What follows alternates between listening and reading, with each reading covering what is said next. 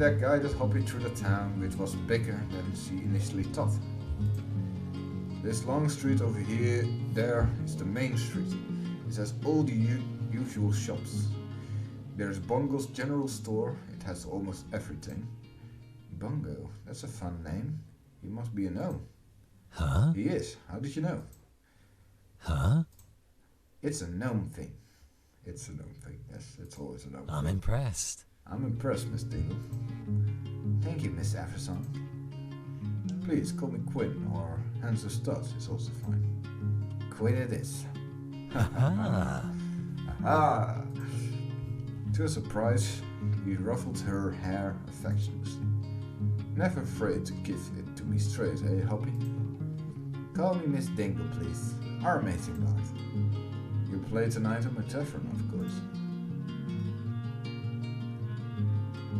Will you give me a free room?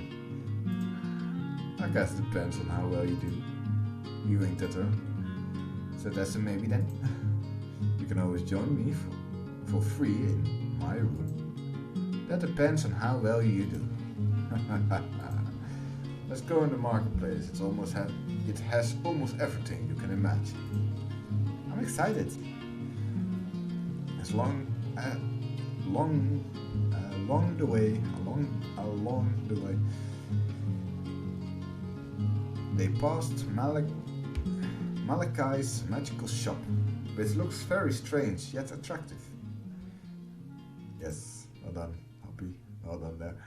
With weird objects in the window and strange glowing items. There are several bakeries, fruits and vegetables, and weapons and armor stores as well.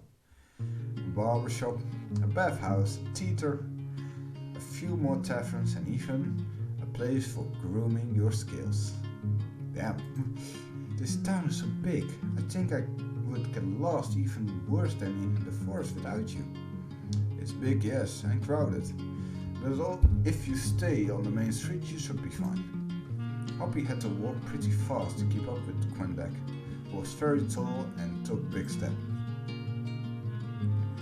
She knew he was probably walking very slowly, for her sake, as many others passed them by with ease. Thank you for taking me along on your shopping. Ah, it's my pleasure, Hoppy. I usually do them by myself, so you're doing me a favor. So, are we friends now? What? Friends? Well, I guess that's a place to start at. Runs out immediately. He stopped in his track and then turned around. Is this your not suitable yet somewhat indirect way to tell me you're not interested? What? Because I want to be more than friends with you, Hoppy. More than friends? Her heart started to beat louder. Hoppy, I'm a guy who doesn't like to beat around the bush. I say what I mean, I do what I want, I take what I want. He suddenly seemed serious and determined as he looked at her. I also have a good eye for judgment, probably from the work I do since I meet many people. And I did something.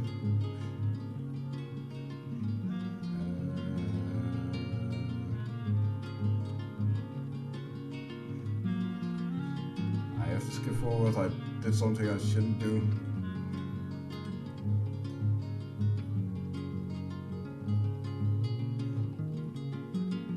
I'm going the wrong way, by the way. I just noticed. I always have a good eye of judgment, that probably many people do. I didn't know what I did there, by the way. And my judgment has told me that you, Hoppy, are someone very special. Her pulse races now and her cheeks heated. No one had ever spoken to her like this, or even looked at her in a way she was looking at her right now. Wait, hold on. Or he even looked at her in the way he was looking at her. Yeah, okay. It's written right. I was looking if I was right about that. Like she was a special prize that he had to have no matter what. That's always nice.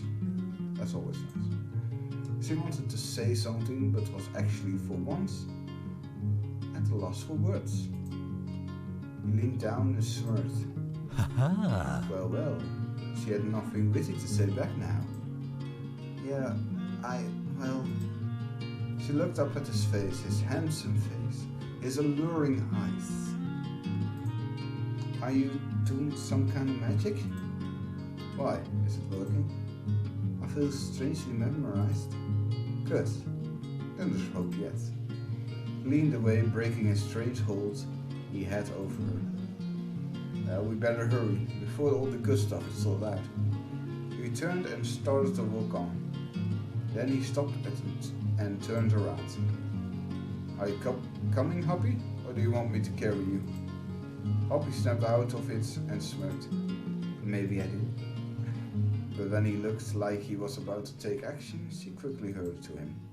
Just kidding. I come out just fine. He winked at her and they headed on to the marketplace. There she mostly admired Quindak, who seemed to know everyone and vice versa. He even introduced her to everyone and she felt very warm inside to be this included. She was impressed at the way he haggled for certain items and how confident and charming he was. So the morning passed way quicker than she had hoped.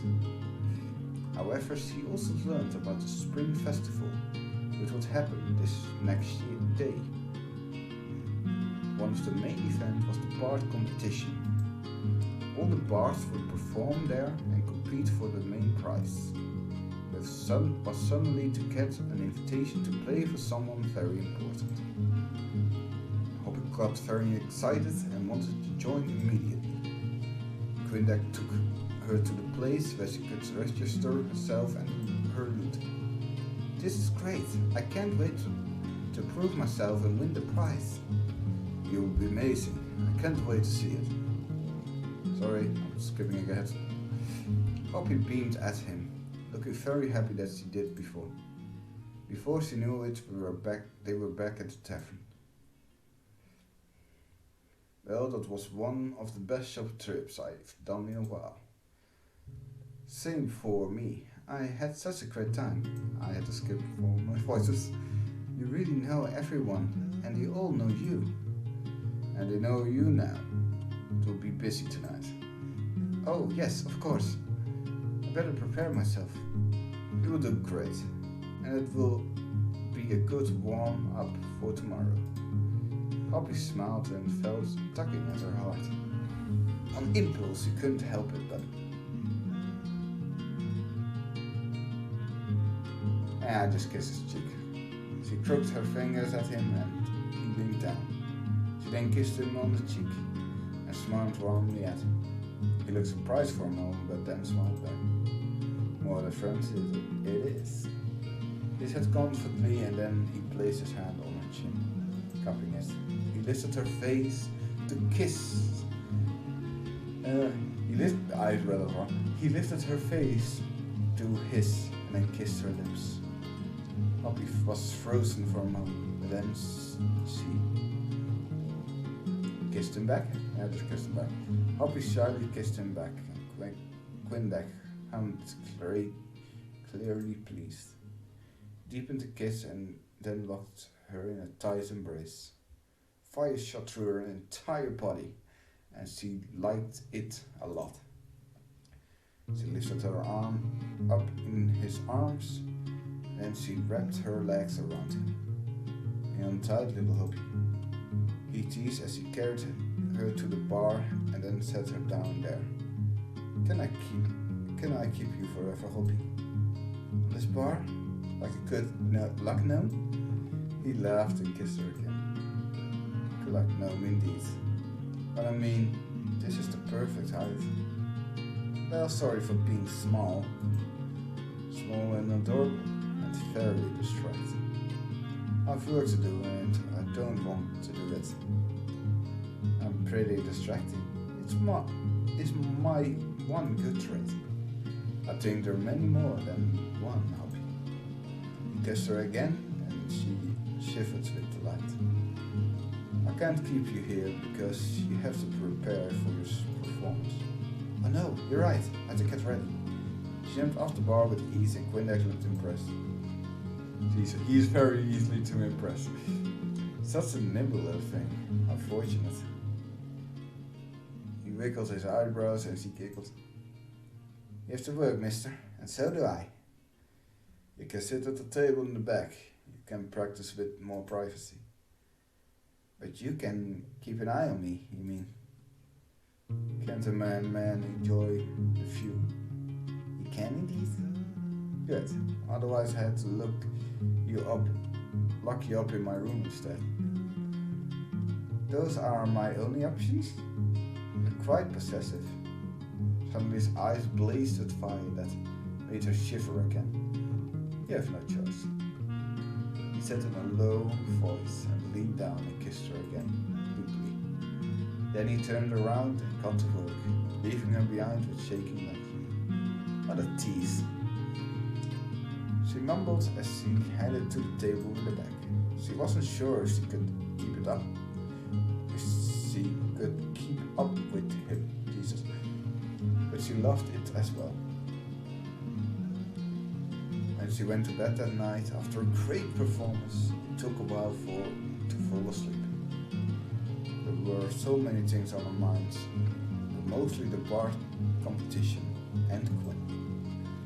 And finally she did drift off to dreams she dreamt of a handsome half-orc and his amazing kisses. The next day Hoppy woke up excited and happy. Quickly headed downstairs for some breakfast while remaining in deep thought. It was only her third day of her adventure, but it felt like longer. So much happened already. Today I'm joining the Bard competition. I really hope I do well. She quickly headed downstairs and tried to eat some breakfast.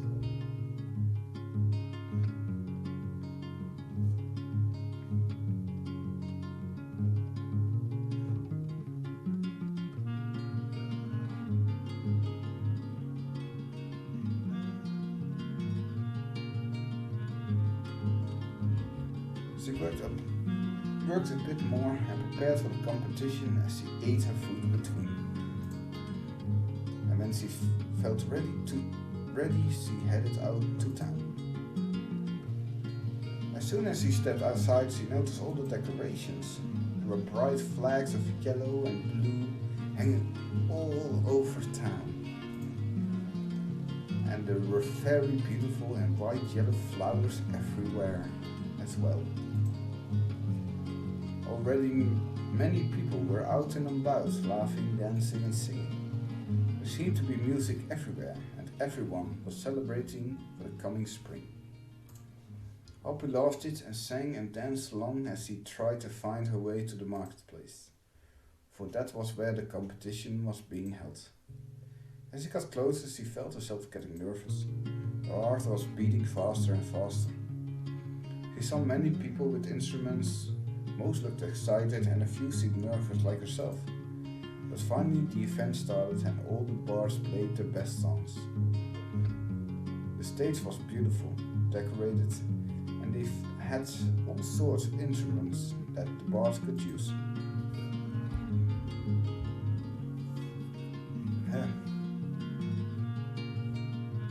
Already recording for an hour. As Hoppy had hoped, there was even a piano. She had needed that for her song. When it was finally Hoppy's turn, she decided to play a song, clear to her heart. Hello everyone, my name is Hoppy Dingle. This next song is called O Weary Traveler. She sat down at the piano and began her performance. Oh, shut up now.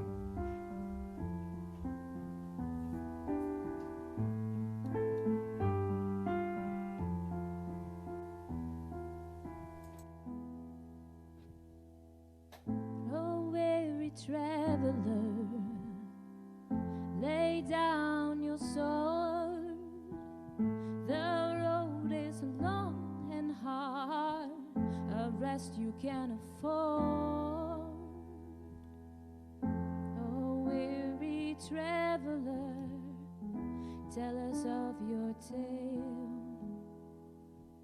while you rest and drink of the finest ale.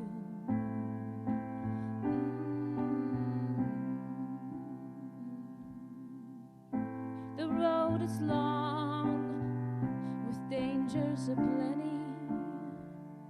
You've overcome the problems many.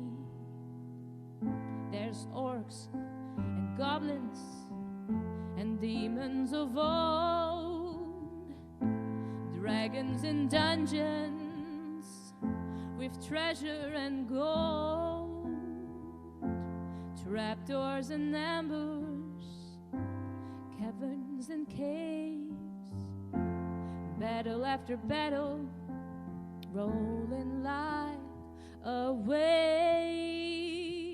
Oh, weary traveler, lay down your sword. The road is long and hard, a rest you can afford. Oh, weary traveler, tell us of your tale, while you rest and drink the finest ale.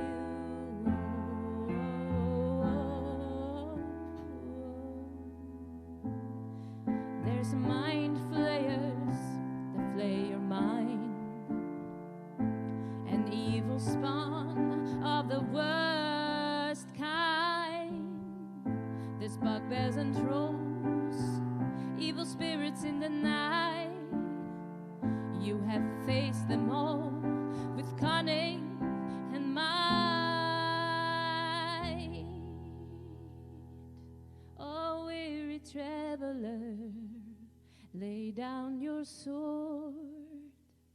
The road is long and hard, a rest you can afford. I muted myself because I know the song. That's the reason. For the moments they found a tavern and could finally rest for a bit. Many of our travels had come through Dingleshire, and often Hoppy had sung for them. They were one of the few that had openly admired Hoppy's singing, and now she was finally one of them. A rest you can afford. Oh, weary traveler, tell us of your tale, while you rest and drink of the finest ale. As Hoppy played, her voice attracted even more people from all around. Many of them being travelers themselves of many kinds, and the song resonated with them. You've overcome the problems many. There's orcs and goblins and demons of old, dragons in dungeons with treasure and gold, trapdoors and ambers, caverns and caves, battle after battle, rolling life away.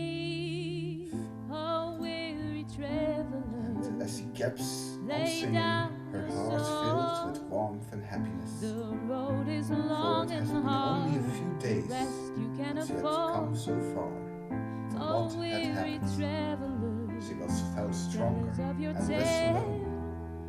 while And you this rest and moment drink she would never forget.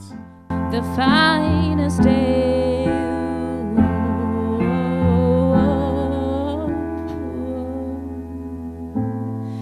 There's mind flayers that flay your mind, an evil spawn of the worst kind. There's bugbears and trolls, evil spirits in the night. You have faced them all with cunning and